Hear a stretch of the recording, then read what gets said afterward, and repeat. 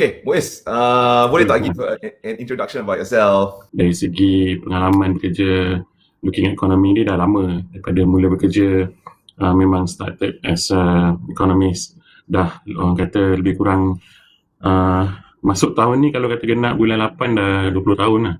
Exactly looking at economy je.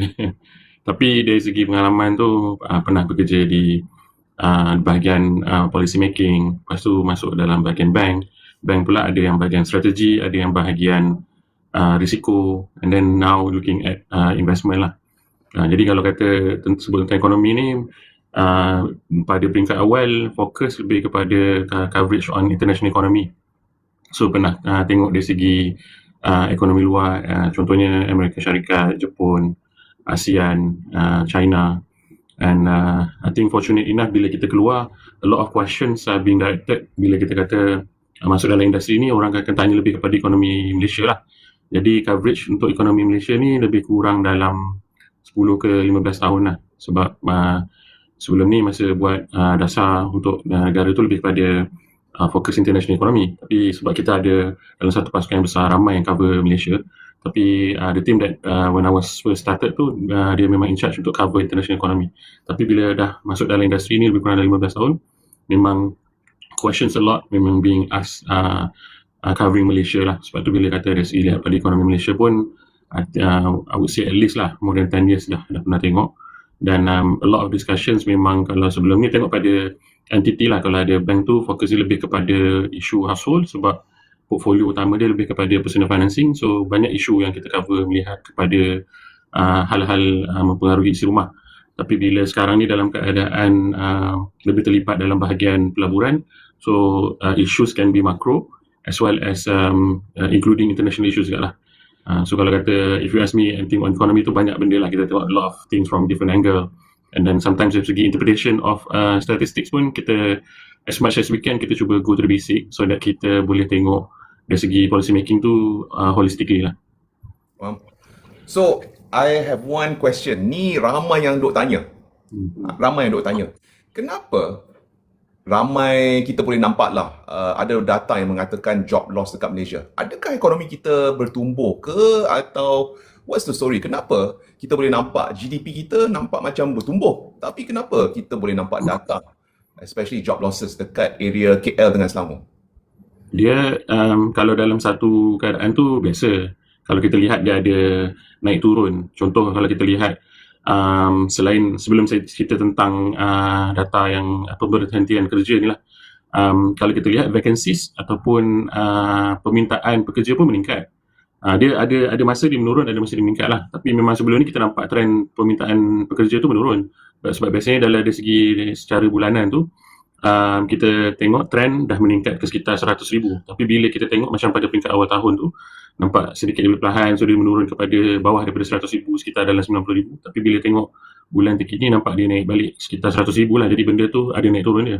Bila kita sebut tentang data pemberhentian kerja ni, memang satu sudut dia sedikit membimbangkan bila kita lihat data tu agak besar. Pada masa sama memang tertumpu pada kawasan-kawasan di Kuala Lumpur dan Selangor lah. Tapi sebenarnya ada satu sudut lain juga bila kita lihat data, kalau dari segi tumpuan ekonomi itu memang tertumpu pada center of activity di Malaysia ni banyaklah di kawasan Klang Valley dan juga di negeri utama seperti Selangor dan Kuala Lumpur lah. Cuma seperti saya kata lah, ada juga sedikit tanda-tanda mungkin bila jumlah pemberhentian pekerja ni meningkat, mungkin syarikat-syarikat juga adalah mengambil satu sikap yang lebih berhati-hati. Sebab pada peringkat awal tahun lalu lah, banyak tertumpu dengan isu-isu tarif. Sebab bila Donald Trump ataupun kerajaan Amerika Syarikat mengumumkan tarif timbal balik ataupun reciprocal tarif tu, banyaklah yang di kalangan eksporter ataupun mereka yang terlibat dengan perdagangan luar bimbang lah, mungkin kalau kata ekspor mereka makin mahal dan pembelian daripada segi Amerika Syarikat tu menurun. Dan pada masa sama bila ada satu perjanjian yang mana kadar tu ditetapkan pada 19%, maksudnya ada satu kestabilan lah, perkara dari segi perubahan tarif tu tidak akan berubah. Jadi mungkin daripada situ ada kita nampak sedikit peningkatan dari segi ataupun kestabilan dari segi prestasi ekspor. Jadi bila kita tengok dari segi tahun ke tahun tu, kebiasaan waktu awal tahun ni sebenarnya lebih perlahan. Tapi bila kita bandingkan kalau dari segi pertumbuhan, memang kalau 2026 ni, 3 bulan pertama ni sedikit lebih perlahan. Dia masih positif tapi dari segi kadar pertumbuhan tu sedikit lebih perlahan, sebab kalau kita lihat unjuran ataupun kiraan awal bagi suku pertama tahun ini, pertumbuhan ekonomi negara sekitar 5.3%, sedikit lebih perlahan berbanding 6.3% pada suku akhir tahun lepas lah. Jadi bila kita lihat dari segi momentum suku ke suku tu sedikit lebih perlahan, tak mustahil bila kita lihat dari segi syarikat mungkin dia ada perubahan dari segi polisi ataupun dasar pengambilan pekerja bila melihat kepada tahun yang akan datang kan. Jadi ada elemen yang mungkin ada sikap berhati-hati ataupun strategi pengambilan pekerja tu dilihat semula. Pada masa sama biasa memang awal tahun pun biasanya kita nampak ada kesan yang lebih perlahan disebabkan cuti tahun baru Cina, ataupun kita pun ada juga macam kalau di Malaysia ni ada kesan mungkin daripada segi Ramadan, tapi Ramadan tu bukanlah isu utama sebab biasanya aktiviti perbelanjaan tu masih sihat. Cuma jumlah waktu hari bekerja tu lebih perlahan ataupun lebih berkurang. Jadi dari segi suku ke suku tahun tu nampaklah aktiviti tu lebih perlahan. Mungkin kat situ juga ada satu elemen kalau kata dari segi statistik tu adalah disebabkan perubahan musim lah, seasonal factor. So, sebagai ekonomis lah, apa pendapat Tuan tentang kenaikan diesel? Adakah kenaikan diesel ini akan slow down economic activities? And adakah ini masa yang terbaik untuk naikkan harga diesel? Kalau ikutkan situasi yang berlaku, kita kena fahamlah dia bukan disebabkan isu domestik tapi disebabkan isu global. Jadi bila kenaikan harga minyak tu berlaku, memang agak payah untuk kita meyakinkan pada semua pihak ini disebabkan isu yang luar daripada kawalan kita. Tapi memang kalau kita lihat dari segi kenaikan harga minyak ni, bukan hanya berlaku di Malaysia, ini berlaku di kebanyakan negara di seluruh dunia. Malah dari segi kiraan harga pun dia ini berdasarkan pada tahap ataupun paras harga yang ditetapkan di peringkat antarabangsa. Dan dari segi sistem ataupun kiraan mekanisme penetapan harga dalam negara, dia bergantung kepada sistem yang digunakan sedia adalah, betul gunakan APM punya modal kan. Tapi seperti yang saya nyatakan tadi lah, bila kita dapati memang kesan kenaikan tu disebabkan kenaikan harga di peringkat antarabangsa. Pada masa sama dalam formula yang kita lihat dari segi kiraan APM tu mengambil kira juga jumlah pemberian subsidi yang diberikan oleh kerajaan. Jadi dalam situasi sekarang memang kita dapati harga terpaksa dinaikkan sebab pertama sekali harga di peringkat antarabangsa meningkat. Keduanya, apa yang kita lihat ataupun apa yang kita diberitahu, harga perlu dibayar pada paras premium sebab kita nak pastikan ada bekalan yang cukup. Contoh, kalau kata dalam suasana sesuatu barang tu tak cukup. Contoh kalau kata kita nak beli ubat. Zaman tu katalah ubat tu dari segi bekalannya tak banyak. Jadi mana-mana negara ni dia akan berlumba untuk memberi tawaran yang paling tinggi supaya dia nak pastikan ubat tu dia akan dapat terlebih dahulu banding orang lain. Jadi that's why kita kata ada premium lah yang perlu dibayar. Jadi dalam situasi tersebut, selain daripada tekanan harga yang lebih tinggi, untuk memastikan kita dapat bekalan yang cukup, premium tu juga menyebabkan harga tu meningkat lah. Jadi pada masa sekarang bila kita lihat dari segi paras harga, contohnya minyak mentah yang masih kekal sekitar $100 setong ni, memang kita kena jangka lah paras minyak ini akan kekal tinggi, walaupun mungkin kita tengok ada dalam beberapa minggu ni dapat diturunkan sedikit, tetapi perlu kita bersedia melihat kepada kemungkinan-kemungkinan bahawa tekanan harga yang tinggi ni mungkin akan memberi kesan kepada paras harga secara keseluruhan, sebab salah satu punca ataupun kegunaan minyak ni adalah untuk bahan api kan, dan ini akan menjadikan peningkatan kos pengeluaran untuk peniaga-peniaga, dan jadi kemungkinan besar harga jualan juga akan dinaikkan untuk memastikan peniaga mampu untuk menambung kos yang lebih tinggi lah berbanding sebelum ini. Dan melihat kepada keadaan sekarang ni agak risau jugalah. Maksud saya, kalau tahap paras minyak ni tak menurun, memang kita perlu bersedia lah tekanan harga tu adalah lebih tinggi berbanding sebelum ni. So there's a question from audience sekarang ni. It says that kenapa kita tak bagi stimulus package dan kenapa kerajaan ada stans berjimat? Adakah ini akan merencatkan ekonomi kita kalau inflasi melanda ekonomi? Kalau kita lihat dari segi pembuat dasar ni, dia ada dua ataupun dia ada fokus yang mungkin perlu diberi perhatian lah. Pertama sekali, untuk kita pastikan tiada kejutan ataupun gangguan yang signifikan. Sebab kalau kita kata, okay, contoh saya nak pergi ke suatu tempat tapi minyak tak ada, jadi pergerakan saya terbatas. So dari sebab tu kita kena pastikan bekalan tu adalah stabil.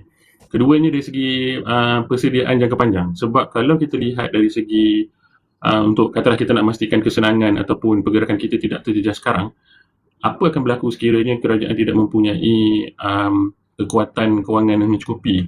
Katalah 3-4 bulan akan datang, kos tu akan terus melonjak lebih tinggi. Jadi kita perlu menguruskan kemungkinan-kemungkinan yang mungkin juga akan berlaku. Jadi kalau kata kita perlu subsidi yang lebih tinggi, jadi kita mungkin perlu berjimat cermat lah dengan apa yang ada sekarang. Katalah macam contohnya kesan daripada segi kenaikan harga minyak ni juga akan melonjakkan harga baja.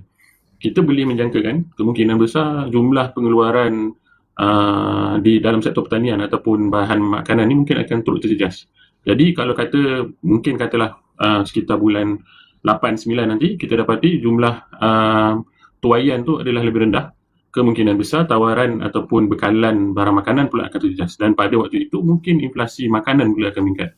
Dan dalam situasi tersebut mungkin kerajaan akan dipaksa pula untuk memberikan lebih banyak subsidi untuk memastikan harga makanan pula dapat distabilkan. Sebab tu kalau dari segi pengurusan dasar ni, memang kalau kita nak cuba puas hatikan untuk semua pihak tu agak sukar. Pada masa sama, kalau usaha untuk memberi kepada ataupun menyasarkan pemberian subsidi tu pada saya agak baguslah, sebab kalau kita lihat sebelum ni pemberian subsidi secara menyeluruh ataupun blanket subsidi ni bebanan dia lebih besar sebenarnya, sebab kalau kata government kena support semua orang untuk memastikan harga minyak kekal pada RM100.99 seliter. Jadi tekanan kepada subsidi itu dah lebih besar. Tapi disebabkan kerajaan telah berubah kepada sistem subsidi bersasar, bebanan kerajaan tu adalah lebih kurang lah, adalah lebih rendah berbanding sebelum ini. Oleh sebab itu bila kita lihat dari segi jangka ke depan pula, kalau kata harga minyak akan terus melonjak, subsidi yang kerajaan dapat berikan akan semakin melambung. Ada kemungkinan besar kita perlu berkira-kira jugalah, mungkin adakah kita perlu mengurangkan subsidi sekarang, sebab mungkin kos kenaikan tu adalah lebih besar pada masa akan datang, sebab ianya akan melibatkan lebih banyak lagi bahan-bahan lain yang perlukan lebih subsidi yang lebih besar. Sebab setakat ini kita sebut mungkin banyak tertumpu kepada minyak ataupun bahan tenaga, tetapi bila akan datang nanti mungkin akan melibatkan bahan makanan, mungkin bahan-bahan keperluan lain kan. Mungkin kita perlu memahami yang secara umumnya kos pengeluaran di peringkat global sebenarnya akan meningkat, sebab harga minyak meningkat, kos untuk menghantar barang-barang dari segi penggunaan ataupun kos perkapalan juga akan meningkat. Jadi banyak faktor-faktor yang menyebabkan kita perlu bersedia kos secara global meningkat, dan kita tidak dapat larilah, Malaysia akan terus sama mungkin akan terkesan. I actually have a very smart guest kat sini, also ex-banker. Dia tanya, kalau kita lihat reaksi sekarang ni kan, adakah kita reaktif ke atau proaktif dari segi menyelesaikan masalah ini? Dia kalau kita lihat daripada segi kebanyakan waktu memang kita boleh kata reaktif, disebabkan banyak perkara mungkin kalau kata kita dah study, kita perbezaan pendapat tu menyebabkan setengah perkara tu mungkin tak dapat dibuat. Contoh sebelum ini ada juga idea untuk kerajaan mempertimbangkan tentang mewujudkan dana minyak ataupun oil fund lah. Oil fund ni biasa orang sebut tentang kita buat sedikit simpanan daripada pulangan daripada segi jualan minyak yang kita dapat tu untuk kegunaan di masa akan datang, seperti yang dibuat oleh negara seperti Norway lah. Jadi idea tu ada, tetapi untuk meyakinkan ramai pihak untuk bersetuju dengan perkara tersebut agak sukar lah, sebab ada setengah pihak mengatakan kalau kita simpan duit yang kita ada sebelum ini, jumlah perbelanjaan yang kerajaan mampu beri pada waktu itu terpaksa dikurangkan lah. Jadi persetujuan tu tidak dapat dibuat, dan sehingga kinilah kita tidak mempunyai oil fund. Seperti juga bila kita sebut, kita kata tentang reactive reaction daripada kerajaan yang kita lihat sekarang. Dan siapa menjangka yang harga minyak akan tiba-tiba melonjak? Sebab bila kita lihat pada peringkat awal tu memang kita dapati bila Venezuela diserang, mungkinlah strategi sama akan digunakan ke atas Iran, tetapi kita tidak menyangka Iran pula mengambil tindakan untuk menyerang negara-negara jiran di Timur Tengah, menyebabkan harga minyak melonjak. Jadi ini antara perkara yang mungkin adalah luar jangkaan lah. Tapi dalam satu sudut lain sebenarnya dari segi unjuran-unjuran ekonomi banyak berpendapat sebenarnya pada paras $100 setong tu tak menjadi isu, sebab kita pernah melalui zaman yang sama. Cuma melonjakan yang mendadak tu menyebabkan ramai pihak yang tidak bersedia. Tapi pada masa sama juga, seperti yang saya nyatakan tadi, ada yang melibatkan termasuk dengan premium. Sebab kalau kita lihat dari segi harga yang kita lihat mungkin $100 setong, tapi hakikat sebenar negara-negara kebanyakan mungkin perlu bayar lebih lagi sebab mereka nak memastikan bekalan tu mereka dapati. Sebab walaupun kita kata Malaysia boleh dapat bekalan 7 kapal katanya boleh lalu Selat Hormuz, tetapi akhirnya 5 daripada kapal tu terpaksa patah balik sebab ada tekanan pula daripada Amerika Syarikat. That's why, sebab tu dari segi kita cuba untuk menjangka sebarang kemungkinan, tetapi ianya agak luar daripada jangkaan kita lah. Pada masa sama, dari segi pembuatan dasar ni sebenarnya memang banyak juga perkara mengambil kira mungkin risiko itu, risiko ini kan. Jadi kalau macam contohnya kita kata itulah yang saya katakan tadi, kerajaan cuba untuk berfikir ke hadapan, ada kemungkinan tekanan harga lebih tinggi ataupun risiko kemelesatan ekonomi yang mungkin lebih besar di peringkat akan datang akan menyebabkan keadaan kita akan lebih teruk. Dan pada waktu itu sekiranya kita memaksa kerajaan untuk berbelanja sekarang, bagaimana untuk kita menjangka jangkaan sokongan yang lebih besar daripada kerajaan pada masa akan datang sekiranya kedudukan kewangan kerajaan telah terjejasan. Sebab tu dia ada pertimbangan, tetapi agak sukar untuk kita betul-betul untuk mengambil kira apakah kemungkinan yang akan berlaku lah. Okay, so I got this question. Wow, actually it's getting a bit heated. So dia kata tak berapa setuju sebab kutipan cukai sebanyak 20.4 bilion, tapi belanja 1.419 bilion perancangan untuk gagal or plan to fail. Sorry, I'm not economist, I don't really know these numbers, tapi Dia memang kalau kita lihat macam ni lah, bila kedudukan kerajaan itu terpaksa bergantung kepada pinjaman disebabkan kedudukan fiskal kita masih dalam kedudukan defisit. Ini bermakna jumlah kutipan pendapatan kita memang tak mencukupi. Disebabkan itulah sebenarnya satu sudut yang kita kena faham, kita baru keluar daripada satu keadaan yang mana suasana pandemik yang berlaku di peringkat antarabangsa itu menyebabkan kedudukan kewangan negara semakin makin teruk lah. Dan dalam situasi tersebut, memahami apa yang perlu dibuat, kerajaan perlu memperbaiki kedudukan kewangan kerajaan. Ibaratnya macam ni, kalau satu keluarga itu dia menghadapi krisis dan dia perlu sebagai seorang ibu bapa yang memahami keperluan anak-anak, dia berikan lebih banyak duit. Tapi dalam keadaan dia terpaksa meminjam daripada orang lain. Tapi bila krisis itu telah berakhir, anak-anak ni tak boleh menjangkakan duit itu akan terus diberikan. Itu maksud dia. Dan sebagai ketua keluarga yang memahami kemungkinan akan berlaku krisis akan datang, sebab itu kerajaan perlu bertindak untuk mengurangkan jumlah pinjaman. Untuk berhenti meminjam tu agak mustahil disebabkan dari segi kedudukan fiskal kita adalah defisit. Maksudnya tahun ke tahun dia defisit. Dari segi bebanan kewangan tu memang kita akan terus bergantung kepada pinjaman. Cuma apa yang kerajaan buat sekarang ni ialah dia cuba mengurangkan jumlah pinjaman tu. Itulah. Memang kalau dari segi satu sudut kita kata, memang macam mana kita nak survive jumlah pendapatan kita lebih rendah. Tapi pada masa yang sama kita ada kemampuan untuk meminjam disebabkan dari segi kedudukan ekonomi kita, orang luar ataupun para pelabur luar dia masih melihat adalah satu kekuatan apa yang Malaysia ada ialah kita dari segi perdagangan kita ada surplus, maksudnya kita jual lebih banyak daripada apa yang kita beli.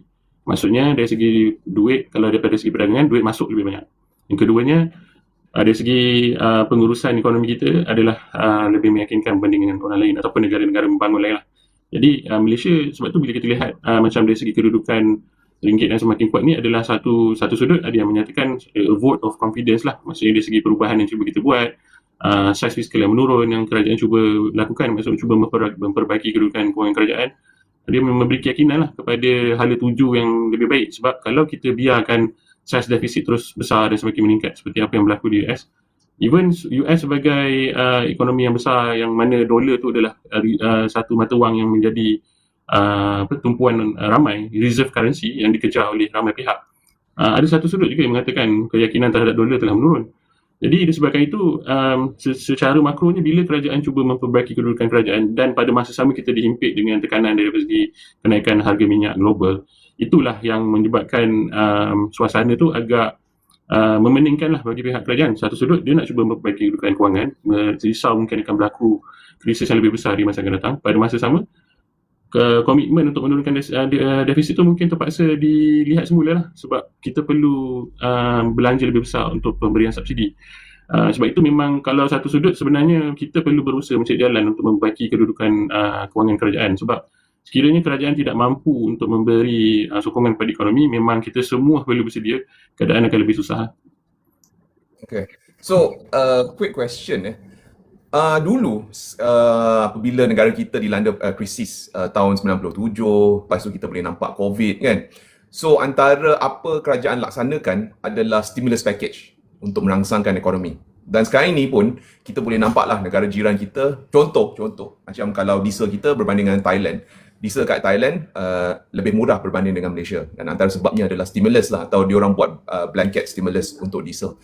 So just want to get your opinion kan, kalau kita tak buat stimulus, pada masa sama kalau inflasi melanda ekonomi kita, what's your take on that? Your forecast? Sebab tu yang saya sebutkan tadi tentang kemungkinan adalah krisis yang lebih besar. Krisis yang lebih besar ini melibatkan ada kemungkinan sekiranya tekanan harga itu melonjak lebih tinggi, iaitu inflasi yang lebih teruk lah. Maksudnya harga minyak, katalah harga diesel tu dinaikkan hatta kepada RM7, RM8, RM9 seliter.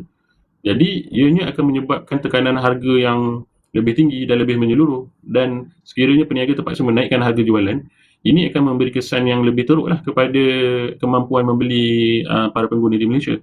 Dan secara umum kita kata kos kehidupan kita adalah lebih tinggi lah. Dan dalam situasi tersebut, sebenarnya kenapa dalam situasi bila berlaku kemelesetan ekonomi dengan tekanan inflasi lebih tinggi itu lebih membimbangkan, ataupun dia dipanggil satu sudut stagflation, ataupun fenomena di mana pertumbuhan ekonomi lebih perlahan, tetapi pada masa sama kita terhimpit dengan kos sara hidup atau inflasi lebih tinggi. Jadi kita akan lebih keadaan tu akan lebih teruk lah. Dah lah mungkin ramai di kalangan orang Malaysia mungkin akan hilang pekerja ataupun hilang pekerjaan, sumber pendapatan tak ada. Jadi untuk berbelanja pula harga barang adalah lebih tinggi. Jadi ini akan menyebabkan ramai lagi akan terjerumus dalam keadaan yang amat susah.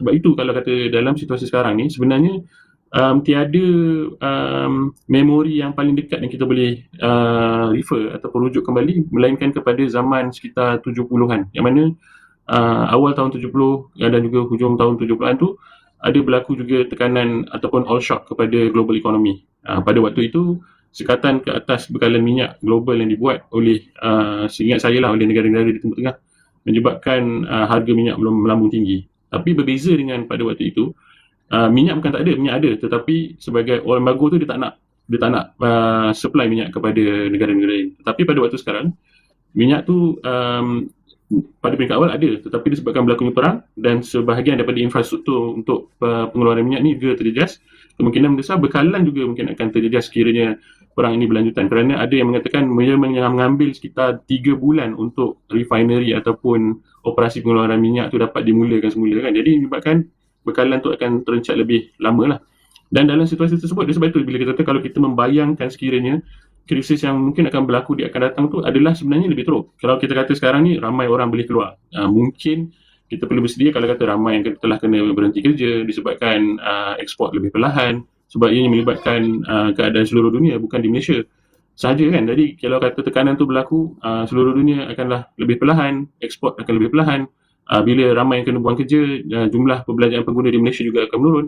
Dalam suasana tersebut, kita akan menjangka ekonomi akan lebih perlahan. Tetapi sekiranya inflasi lebih tinggi, itulah cabaran yang pada saya akan menjadi lebih sukar lah.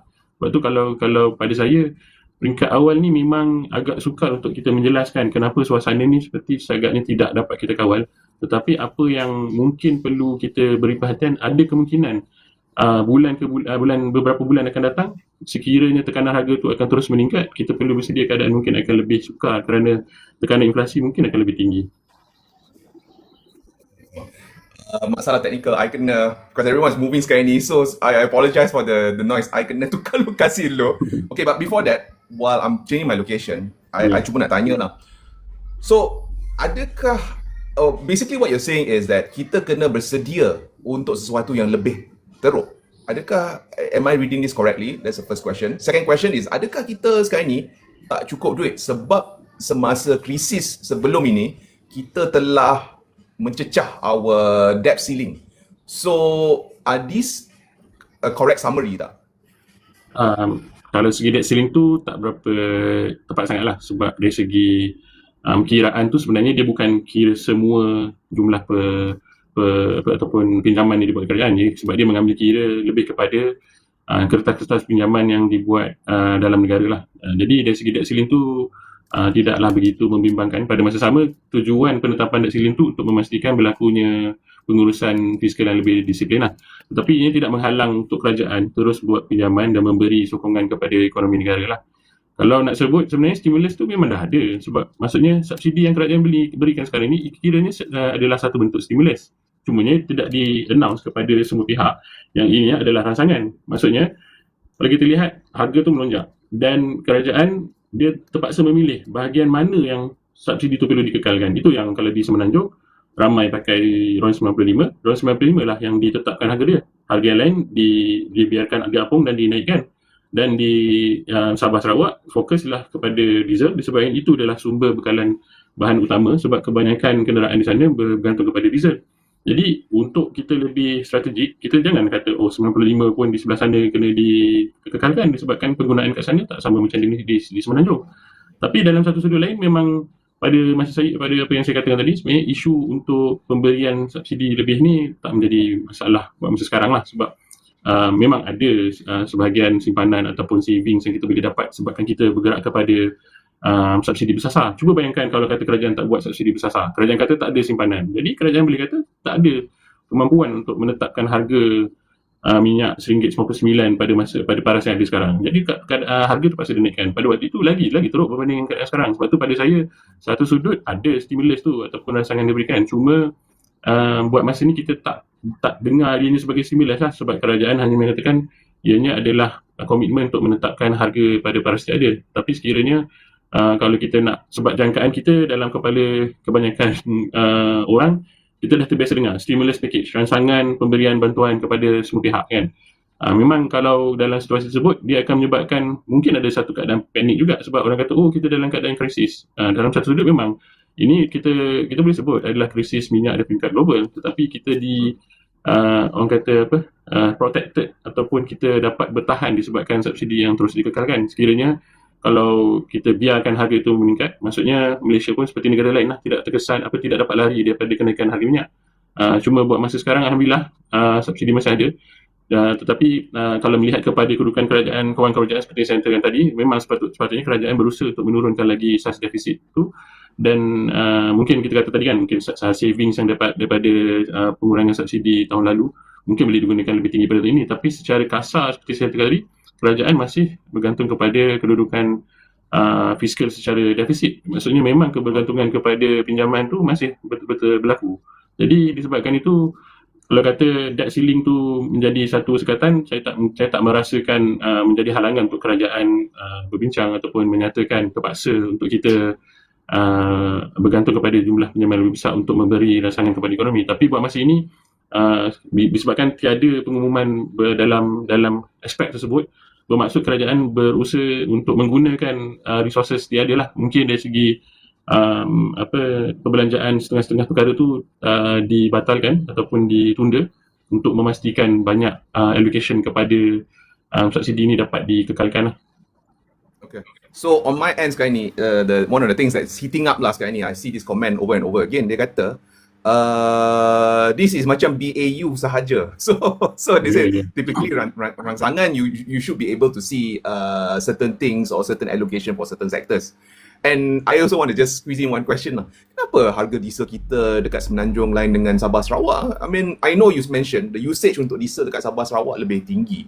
Cumanya, I mean, it cannot be that different kan? So, just want to get your opinion. I'm sure kalau you talk to regulators, I'm sure they have a reason behind. Cuma, we just want to know lah dekat sini lah. Okay, pertama sekali, macam saya kata dia, saya tak nafikan. Memang kalau kita kata, kita tak rasa yang ianya adalah rangsangan disebabkan kerajaan menekalkan apa yang ada sekarang. Sebab itu, kalau kata kerajaan perlu memberikan rangsangan, dalam bahasa lain dia, okay, mungkin kadar OPR tu perlu diturunkan supaya lebih banyak jumlah bayaran balik pinjaman tu berkurang dan rakyat boleh berbelanja dengan lebih lagi. Lepas tu, ataupun mungkin dari segi harga minyak dapat diturunkan lagi, tapi melibatkan subsidi yang lebih tinggi. Tapi kalau kata pemberian subsidi yang lebih tinggi itu, memang orang tak rasa sangat lah. Okey, saya akui yang memang kalau dari segi untuk peniaga tu memang tak dapat dinafikan lah sebab seperti yang saya katakan tadi, kalau semua orang diberi subsidi tu, memang tekanan kepada kedudukan kewangan kerajaan tu adalah lebih besar lah. Kita perlu bayangkan macam ni lah sebab sebelum ini pada kiraan bajet tu, harga minyak tu dijangka sekitar 60 ke 70 dolar setong ataupun mungkin sekitar 65 ke 70 dolar setong. Tetapi kenaikan kepada 100 dolar setong tu bermaksud jangkaan tu lari dengan sebanyak 50%. Maksudnya daripada 70 ambil 50%, 35, kita tambah jadi $105 setong.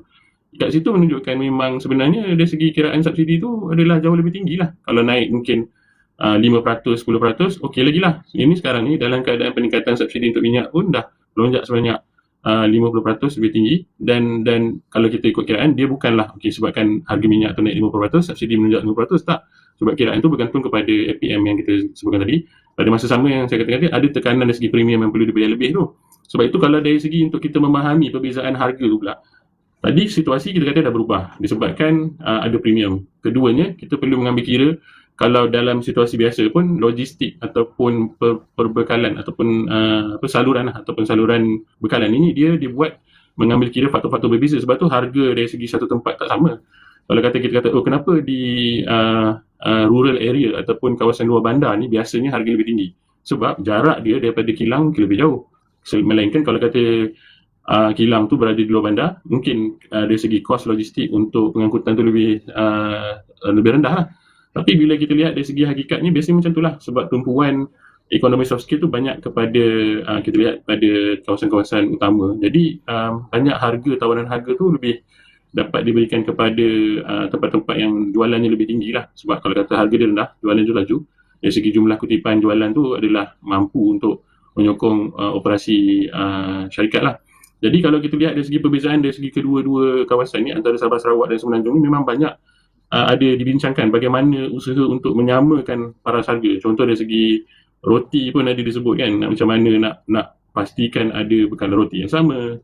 Ada sampai orang kata kalau orang di Sabah tu banyak bila datang ke Malaysia nak beli roti Gardenia, sebab ada yang menyebabkan sebab perbezaan tu lah, tawaran barang tak sama, dari segi harga tak sama, kos pengangkutan tak sama. Jadi memang kalau kata semua orang nak pakai kenderaan yang menggunakan RON95 di Sabah Sarawak dengan keadaan jalan yang masuk ke kawasan luar bandar yang agak teruk, jadi kenderaan lebih sesuai lah 4x4. Sebab tu kalau dari segi penetapan harga tu akan jauh berbeza lah. Sebab kita nak ambil barang, katalah barang tu daripada Semenanjung nak kena hantar ke Sabah Sarawak, dah kos yang berbeza.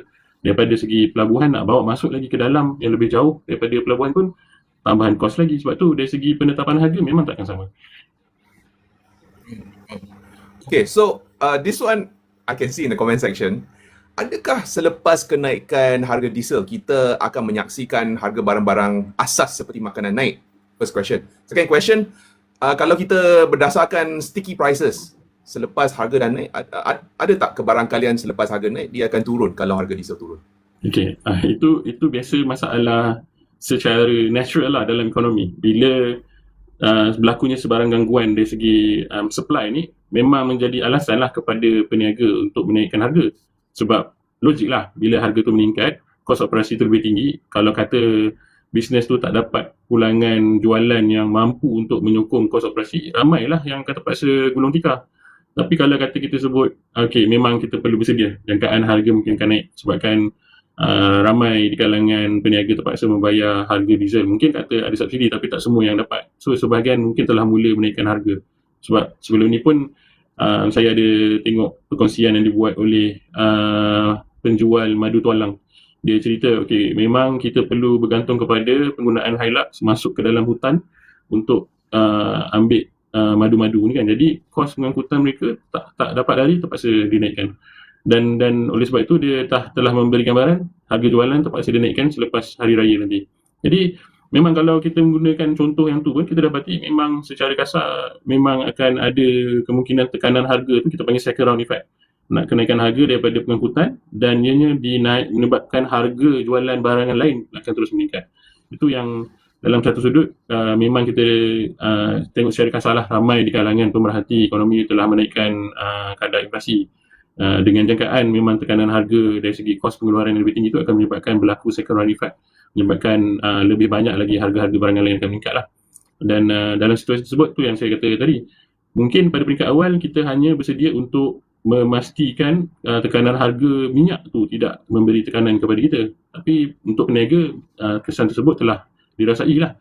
Dan sekiranya harga akan terus melonjak, itu yang memberi tekanan lebih besar lah kepada kerajaan untuk bersedia sekiranya jumlah subsidi yang dibelanjakan akan lebih besar. Sebab kita pun tak tahu apa akan berlaku. Lihat kepada jangkaan, mungkin peperangan tu dapat ataupun perjanjian damai itu dapat dimeterai dalam masa terdekat, tetapi dengan permainan yang dibuat oleh Amerika Syarikat, Iran pun tidak bersetuju untuk berbincang kan. Jadi situasi itu berlanjutan. Dan seperti saya kata, ya, walaupun kata berlaku perdamaian sekalipun, usaha untuk memulakan semula operasi pengeluaran minyak tu mungkin akan makan masa sekurang-kurangnya 3 bulan, sebab ianya memang ada, mungkin melibatkan kerja-kerja pembaikan, maintenance yang perlu dibuat kan. Jadi banyak perkara yang menyebabkan rencatan lah, ataupun gangguan kepada bekalan tu mungkin akan berlanjutan. Jadi kalau melihat pada situasi tersebut, harga minyak mungkin akan kekal tinggi dan tekanan harga mungkin akan terus kekal tinggi lah. Dan kita mengharapkan situasi tak semakin teruk, sebab kita tak mahu tekanan harga yang terus melambung lebih tinggi. Yang dalam situasi tersebut, itu yang seperti saya kata tadi lah, kita risau sekiranya berlaku kemelesetan yang dalam pada masa sama, kita terhimpit juga dengan inflasi yang tak mahu turun kerana kos pengeluaran yang kekal tinggi. Jadi memang agak sticky. Untuk kalau kata kita menjangkakan habisnya perang dan harga akan menurun pun agak payah, sebab memang pada saya kemungkinan besar kos tu akan kekal tinggi untuk jangka pendek sekurang-kurangnya. Dan saya harap, kita mengharapkanlah kalau bekalan tu bekalan minyak dapat diperbaiki dengan masa cepat setelah perjanjian damai itu dimeterai. Itu adalah memberi gambaran harapan lah. Mungkin tekanan inflasi mungkin akan menurun setelah bekalan minyak itu meningkat. Tapi pada peringkat sekarang ni, gambaran tersebut kita tak nampak. So, adakah kita masuk dalam stagflasi di mana kita boleh nampak lah pembuangan pekerjaan lebih lama lebih meningkat. Pada masa sama kita boleh nampak inflasi lebih lama lebih meningkat. So, it's quite worrying lah basically. I just want to get your views on this. Dalam jangka masa 2-3 tahun, adakah ekonomi kita boleh bertambah baik ke, or this trend will continue di mana kita boleh nampak lebih ramai orang hilang kerja, inflasi naik? Even me as an individual, so I'm hoping the best answer from you lah. Tapi I want to get your opinion sebagai ekonomis lah. Dia kalau seperti yang saya katakan tadi lah, satu pendapat, walaupun harga berada pada sekitar $100 setong tu tak menjadi isu, tetapi dia punya assumption dia, ataupun kita kata suasana tersebut tu kita perlu ambil kira, adakah bekalan tu berterusan. Sebab walaupun kita kata okey, harga 100, tetapi kita perlu bayar lebih daripada 100 sebab kita tak pasti bekalan tu akan kita dapat kan. Sebab macam contohlah, macam kata tadi, kalau kata harga ubat tu melonjak, ramai negara tu akan berlumba-lumba. Saya sanggup tawar lebih sebab saya nak pastikan negara saya yang dapat ubat tu dulu.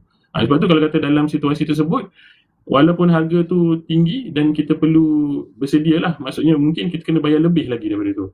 Okay, kalau kata kita sebut dari segi dalam tempoh ke 2 ke 3 tahun akan datang tu, itu yang saya nyatakan tadi. Pertama, kita tak jelas bagaimana situasi yang berlaku sekarang ni akan berubah. Sebab kalau kata situasi perang ni berlanjutan lebih lama, dan kita pun tak pasti bagaimana Amerika punya tindakan kan. Kalau kata mereka akan terus buat serangan semula, memang betul akan ada serangan yang berlaku ke atas negara-negara di Timur Tengah yang akan mungkin dibuat oleh Iran sebagai retaliation kan, tindakan balas daripada serangan yang mungkin bakal diteruskan kan. Jadi itu mungkin harganya ada kemungkinan akan melonjak lebih tinggi kan? Sebab kita, walaupun kita tengok paras sekarang ni sekitar 90, 100, dan kita pernah nampak dia melonjak sekitar menghampiri $120 setong, sampai tahap ada satu jangkaan mengatakan mungkin kita perlu bersedia harga minyak akan naik sekitar $180 setong, $200 setong kan. Sekiranya situasi tersebut berlaku, itu yang paling kita bimbangkan. Tapi kalau sebut dalam berdasarkan apa yang ada sekarang lah, pada saya kita panggil tekanan yang ada berlaku sekarang ni mungkin akan berterusan, pertama sekali. Keduanya, mungkin itu yang bila kita tengok tekanan harga lebih tinggi tu, kemungkinan besar kalau kata lebih ramai orang akan berhati-hati dalam perbelanjaan mereka kerana kita bimbang harga yang mungkin akan terus meningkat kan. Jadi dari segi perbelanjaan barangan lain pun terpaksa dikurangkan sebab kita terpaksa bayar lebih untuk harga minyak, ataupun kita bayar, ataupun banyak lagi barang-barang yang harganya telah dinaikkan. Jadi secara sentimennya mungkin ramai orang akan mula berfikir-fikir mungkin saya kena menyimpan sedikit lah, walaupun tak dapat simpan banyak, tapi mana yang mampu kita kurangkan, kita cuba kurangkan. Terus sekiranya dalam situasi tersebut tu akan mulalah berlaku situasi-situasi yang mana kita panggil secara makro tu kemelesetan lah. Sebab tu kalau nak sebut tentang stagflation tu, dia hanya berlaku biasanya disebabkan memang dah mula ada perasaan kita perlu memperlahankan aktiviti kita kan. Dalam situasi tersebut, bila permintaan lebih perlahan, aktiviti lebih kurang, lebih dikurangkan. Jadi akan adalah kemungkinan pekerja-pekerja yang terpaksa dibuang disebabkan syarikat pun melihat jumlah jualan tak banyak. Jadi ada yang betul-betul struggle terpaksa tutup kan, bungkus. Jadi itu yang kita tak mahu perkara tersebut berlaku. Satu sudut memang kalau kita lihat dari segi secara struktur ataupun structural change yang dah berlaku, Malaysia sebenarnya ekonomi kita banyak dah semakin bergantung kepada perbelanjaan dalam negeri juga. So sekiranya kita dapat memastikan perbelanjaan tempatan tu dapat terus berlaku, walaupun mungkin ada kebimbangan ekspor akan lebih perlahan, tapi saya berharaplah dengan kemampuan perbelanjaan dalam Malaysia sendiri, mungkin kita mampu untuk terus melihat pertumbuhan ekonomi itu kekal positif. Cuma tak dapat dinafikan lah, dalam mana-mana keadaan pun memang akan ada setengah pihak yang akan lebih terkesan. Jadi kalau kata mana-mana syarikat yang memang bergantung kepada perdagangan, dari sejak daripada tahun lepas lagi kita dapati memang itulah yang menjadi kebimbangan ramai pihak. Sebab pertama tahun lepas disebabkan tarif yang dikuatkuasakan oleh Amerika Syarikat, dan tahun ini disebabkan tekanan kos secara global lah, disebabkan kita panggil oil shock yang berlaku kepada ekonomi dunia kan. Dan sekiranya situasi ini berkekalan, ada kemungkinan permintaan secara global tu mungkin akan lebih perlahan disebabkan ramai pihak terpaksa bersedia untuk berbelanja untuk harga ataupun belian bahan api dan juga minyak, dan jadi pembelian barang lain terpaksa mungkin dikurangkan. Sebab tu kalau dalam sudut kita amat berharap supaya kita tidak menuju dalam satu situasi yang kita sebut stagflation tadilah, sebab sekiranya economic activity itu lebih kecil, menguncuk perlahan, ada risiko yang terlalu tinggilah akan lebih ramai orang akan kena buang kerja. See two questions here. Oh, this is very hot questions. But I also want to squeeze my own question. And I know pagi ini you're busy. Kalau if I can have another session with you another time this weekend, that'd be great lah. Okay. And I'll tell our guys over here lah. Okay. My question lah. Sorry. Guys, minta maaf. I ask my question first. Bukan ke sekarang ni kita pengeluar minyak, dan bukan ke kalau harga minyak naik kita sepatutnya lebih kaya, dan kalau kita lebih kaya, that will help buffer. I mean, as a oil producing country kan, wouldn't it be a good thing kalau harga minyak naik? Sorry, this one is very a simplistic punya question lah, minta maaf. Betul. Ramai akan berpendapat lah bila kita sebagai pengeluar minyak akan mendapat pulangan positif lah disebabkan kenaikan harga minyak, jumlah jualan ataupun ekspor negara khususnya untuk barangan minyak akan meningkat. Pada bulan Mac ni memang kita nampak lah dari segi produk petroleum yang telah diproses ataupun yang telah ditapis adalah menjadi barang yang kedua menyokong kepada pertumbuhan ekspor. Sebab kebiasaan waktu dalam bukan tahun ni je lah, daripada tahun lepas pun ekspor E&E ataupun produk elektrik dan elektronik tu adalah menjadi faktor utama lah menyokong pertumbuhan ekspor. Tapi dalam bulan 3 ni kita dah nampak petroleum produk adalah penyumbang kepada pertumbuhan ekspor. Dan tapi kalau kita tengok segi balance sebenarnya, crude kita banyak bergantung kepada import berbanding apa yang kita ekspor. Sebab dari segi jumlah production Malaysia pun kita tak nampak lah peningkatan. Sebab satu mungkin dari segi oil reserve kita pun dah tak banyak, dan pada masa sama memang on balance sebab seperti yang saya kata lah, sebab mungkin kalau kata kita tolak CP dari segi kemungkinan kita mungkin jumpa reserve baru, tapi disebabkan penggunaan tu, maksudnya dari segi perbelanjaan tempatan tu dah meningkat. Sebab tu crude import tu lebih besar lah sekarang. Dan tapi bila kita ambil kira petroleum product, so maksudnya produk yang telah diproses, kat situ kita masih kekal dalam kedudukan surplus. Maksudnya kita jual lebih banyak daripada apa yang kita pakai lah. So on balance patutnya memang kita boleh dapat satu pulangan yang baik. Sebab memang seperti yang katakan, bulan 3 pun kita dah nampak dah. Maksudnya dia menyokong pada pertumbuhan ekspor, dan secara tak langsung dia memberi lebih banyak pulangan lah kepada negara. Tetapi dari segi kesan langsung kepada ekonomi itu sebenarnya makan masa. Sebab contoh dari segi kutipan ataupun bayaran dividen ni bukan berlaku secara langsung kan, dia akan makan masa. Syarikat minyak tu perlu menutup kewangan pada tahun tersebut, baru dia akan mengumumkan berapa dividen dia bayar kepada kerajaan. Dia bukan bila harga naik tu terus bayar dividen kan, dia tak berlaku seperti itu. Sebab tu ada satu sudut pulangan kepada kerajaan tu ada macam contoh kalau kata melibatkan duty ekspor ataupun duty import kan, mungkin tu dapat diperolehi secara langsung. Tetapi yang pendapatan kita panggil cukai atau pendapatan tidak langsung tu mungkin makan masa lah. Sebab tu dari segi secara totalnya mungkin belum dapat memberi satu pulangan yang meyakinkan lah. Pada masa sama sebenarnya dari segi jumlah pendapatan minyak negara tu sebenarnya adalah lebih rendah berbanding sebelum ni. Sebab dari segi sebelum ni seperti saya katakan tadi lah, sebab jumlah pengeluaran tu adalah ataupun perbelanjaan lain tu semakin besar, dan jumlah yang kita dapati itu sebenarnya tak dapat dikembangkan dengan cepat. Sebab itulah ada satu sudut yang sebelum ni kita, bila kerajaan memperkenalkan GST tu, dalam situasi memahami yang mana kebergantungan kepada pendapatan minyak ni telah semakin mengurang lah. Sebab tu kita kena cari idea lain sebenarnya untuk meningkatkan pendapatan kerajaan. Sebab tu kalau dalam satu sudut kita panggil pengurusan fiskal ni, kena cari jumlah pendapatan baru ataupun kita terpaksa mengurangkan perbelanjaan. Dalam usaha untuk kita tak nak kurangkan perbelanjaan tu, kalau tak dapat menaikkan pendapatan, itulah kita terpaksa bergantung kepada jumlah pinjaman yang lebih besar. Salam. One of our guests says, Assalamualaikum. Okay, so this is a very interesting question. I also never thought about this. Kenapa kita ambil minyak kita dari Timur Tengah? Pada masa sama, Brunei adalah net exporter. Kenapa kita tak ambil dari Brunei ya? I never thought about this. I was like, yeah, this is quite a good question. I think my guess lah, saya pun tak adalah memahami sangat secara tepat jenis minyak yang dikeluarkan oleh Brunei lah. Sebab kebiasaan waktu di kawasan kita ni, kualiti minyak tu adalah lebih tinggi lah, ataupun kita panggil sweet lah. Sweet dia maksudnya dari segi jumlah keladak dalam minyak tu tak terlalu banyak. Jadi prosesan minyak kita ni adalah untuk kegunaan ataupun bahan tenaga yang mampu menjadikan kualiti tenaga yang lebih baik lah. Contohnya penggunaan untuk kapal terbang kan, ataupun untuk airlines lah. Tapi apa yang kita beli tu adalah lower quality. Sebab tu secara relatif logiknya kita jual yang mahal, yang berkualiti ni untuk kita guna pakai kegunaan biasa yang tak perlu menggunakan minyak yang berkualiti untuk seperti kapal terbang kan. Jadi kita beli yang lower quality.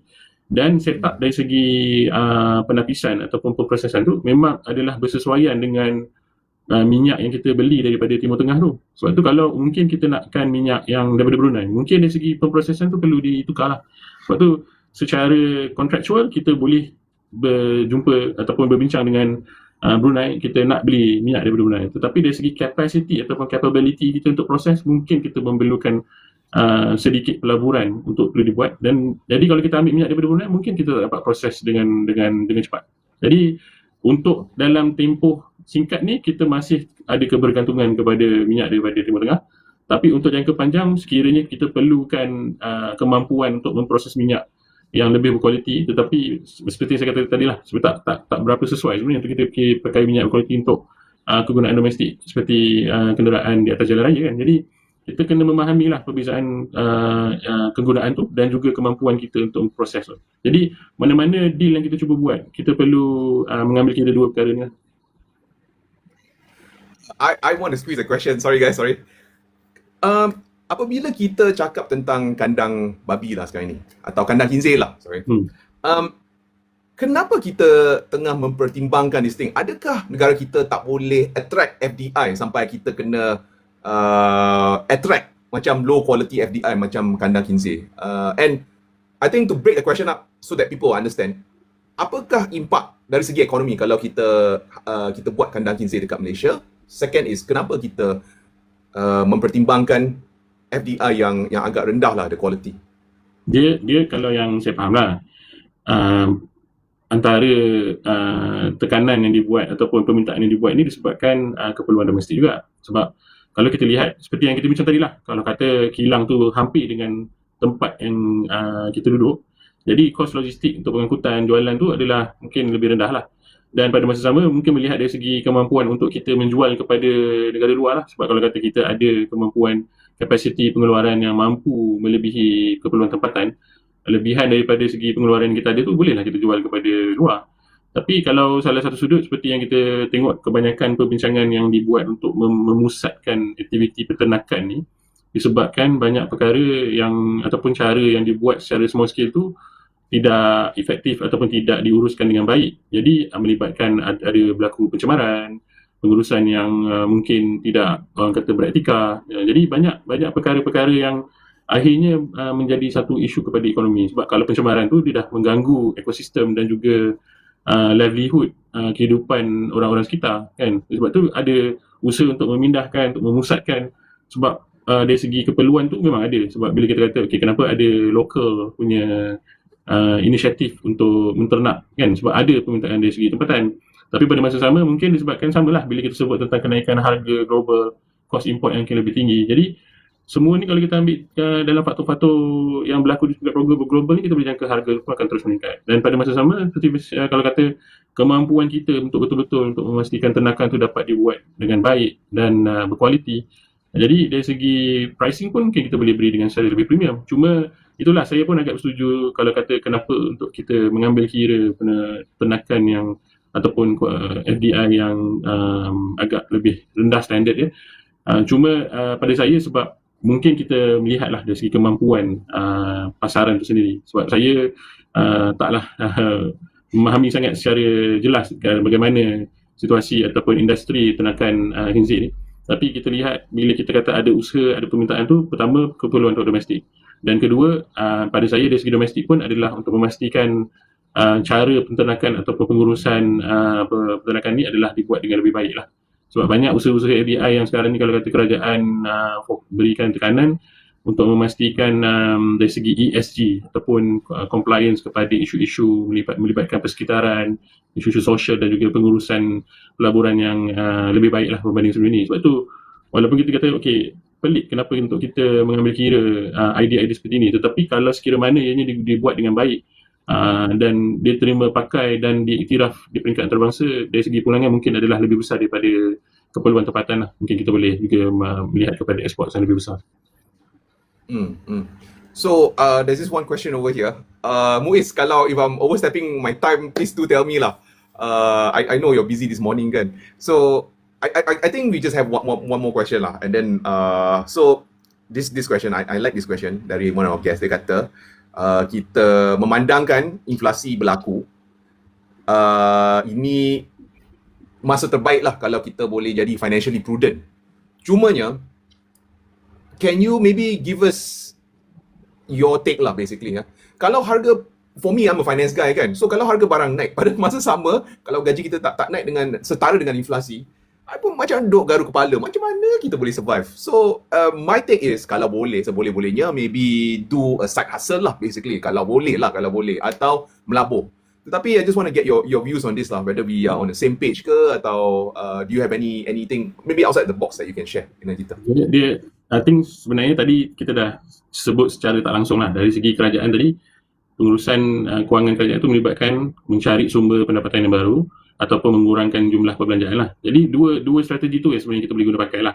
Sebab kalau dalam satu sudut setengah orang dia mungkin mampu untuk buat sahasa, itu memberi dia sumber pendapatan baru. Kalau kata dia mampu buat, by all means cuba.